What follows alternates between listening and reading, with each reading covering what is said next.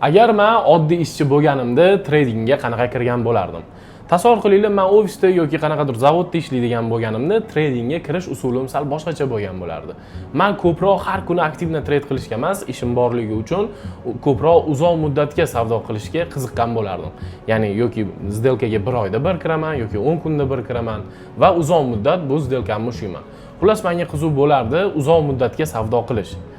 Qisqa muddatda ish davomida men savdo qilishim meni fokusimni ishimdan yoki tradingdagi fokusim ishimga chalg'ib, pulimni yo'qotib qo'yishimgacha olib bormagan bo'lardim. Xullas, oddiy qilib aytganda, daromadimni oshirish uchun majburan savdo qilmagan bo'lardim.